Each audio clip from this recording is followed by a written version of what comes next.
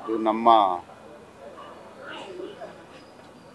ಕ್ಷೇತ್ರದಲ್ಲಿ ರಾಜರಾಜೇಶ್ವರಿ ವಿಧಾನಸಭಾ ಕ್ಷೇತ್ರದಲ್ಲಿ ಇರ್ತಕ್ಕಂಥ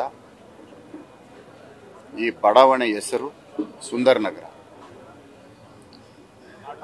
ಈ ಸುಂದರ್ ನಗರದಲ್ಲಿ ಒಂದು ಪಾರ್ಕ್ ಇದೆ.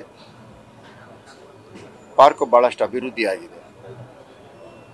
ಇಲ್ಲಿನ ಅಸೋಸಿಯೇಷನ್ ಅವರು ಭಾಳ ಒಳ್ಳೆಯ ರೀತಿಯಲ್ಲಿ ಕೆಲಸ ಮಾಡ್ತಕ್ಕಂಥ ಒಂದು ಅಸೋಸಿಯೇಷನ್ ಇದೆ.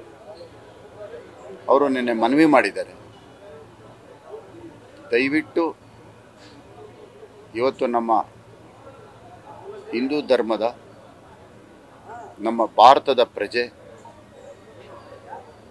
ನಮ್ಮ ಈ ಕ್ಷೇತ್ರದ ಒಂದು ನಿವಾಸಿ ಭರತ್ ಭೂಷಣ್ ಅವ್ರನ್ನ ಇವತ್ತು ಟೆರರಿಸ್ಟ್ಗಳು ಕೊಂದಿದ್ದಾರೆ.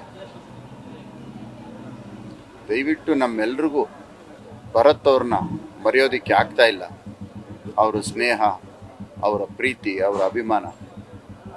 ಹಾಗಾಗಿ ದಯವಿಟ್ಟು ಭರತ್ ಭೂಷಣ್ ಅವರ ಹೆಸರಿನಲ್ಲಿ ಈ ಪಾರ್ಕ್ಗೆ ಅವ್ರನ್ನ ಹೆಸರಿಡಬೇಕು ಅಂತ ನಿನ್ನೆ ಮನವಿ ಮಾಡಿದ್ರು. ಒಂದೇ ಮಾತು ಹೇಳಿದೆ, ಭರತ್ ಅವ್ರ ಮೇಲೆ ನಿಮಗೆ ಎಷ್ಟು ಅಭಿಮಾನ ಇದೆಯೋ ನನಗೂ ಅಷ್ಟೇ ಅಭಿಮಾನ ಇದೆ. ಯಾಕಂದರೆ ನಾನು ಬಂದಾಗೆಲ್ಲ ನನ್ನ ಜೊತೆಯಲ್ಲೇ ಇರ್ತಾಯಿದ್ದೆ. ನಾನು ಯಾವಾಗ ಬಂದರೂ ಸರಿ ನನ್ನ ಜೊತೆಯಲ್ಲೇ ಇರ್ತಾಯಿದ್ದೆ. ಹಾಗಾಗಿ ಭರತ್ ಭೂಷಣ್ ಅವರ ಹೆಸರನ್ನ ಈ ಸುಂದರ ನಗರದ ಉದ್ಯಾನವನಕ್ಕೆ ಇಡೋದಕ್ಕೆ ನಾನು ಒಪ್ಪಿದ್ದೇನೆ.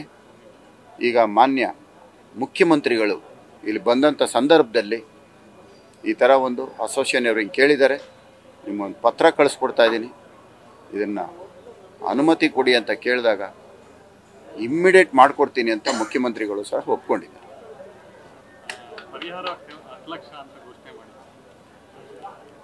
ನೋಡಿ, ಪಕ್ಕದ ಕೇರಳ ರಾಜ್ಯದಲ್ಲಿ ಆನೆ ತುಳಿತಕ್ಕೆ ನಮ್ಮ ರಾಜ್ಯದ ನಮ್ಮ ತೆರಿಗೆ ಹಣ 25 ಲಕ್ಷ ಘೋಷಣೆ ಮಾಡ್ತಾರೆ. ಅಲ್ಲಿನ ಸಂಸದರು ಪ್ರಿಯಾಂಕಾ ಗಾಂಧಿಯವರು, ರಾಹುಲ್ ಗಾಂಧಿಯವರ ಒಂದು ಒತ್ತಡದ ಮೇರೆಗೆ ಯಾವುದೇ ತಪ್ಪು ಮಾಡದೆ ನಮ್ಮ ಒಂದು ಹಿಂದೂ ಧರ್ಮದ ಹಿಂದೂ ಅಂತ ಹೇಳಿದ್ದಕ್ಕೆ ಕೊಲೆಯಾಗಿದ್ದಾರೆ. ಅವರಿಗೆ 10 ಲಕ್ಷ ಘೋಷಣೆ ಮಾಡಿದ್ದಾರೆ. ಮುಖ್ಯಮಂತ್ರಿಗಳಲ್ಲಿ ನಾನು ಮನವಿ ಮಾಡ್ತೇನೆ, ನಮ್ಮ ಕ್ಷೇತ್ರ ರಾಜರಾಜೇಶ್ವರಿ ವಿಧಾನಸಭಾ ಕ್ಷೇತ್ರದ ಒಂದು ನಿವಾಸಿಯಾಗಿದ್ದಾರೆ. ಪರ ರಾಜ್ಯದವರಿಗೆ 25 ಲಕ್ಷ ಘೋಷಣೆ ಮಾಡಿರುವಾಗ ಇದು ನಮ್ಮ ರಾಜ್ಯದವರು, ನಮ್ಮ ಕುಟುಂಬದವರು. ದಯವಿಟ್ಟು ಅವರಿಗೆ 50 ಲಕ್ಷ ಹಣನ ಕೊಡಿ ಅಂತ ನಾನು ನಿಮ್ಮಲ್ಲಿ ಮನವಿ ಮಾಡ್ತೇನೆ. ಇದು ಬೇರೆ ರಾಜ್ಯದವರು ನಮ್ಮ ಬಗ್ಗೆ ಮಾತನಾಡೋದಕ್ಕೆ ಅವಕಾಶ ಕೊಡೋದು ಬೇಡ.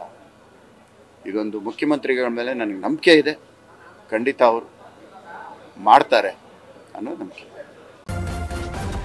ನ್ಯೂಸ್ ಫಸ್ಟ್, ನಿರ್ಭೀತಿಯಿಂದ ನಿಮ್ಮ ಪರವಾಗಿ.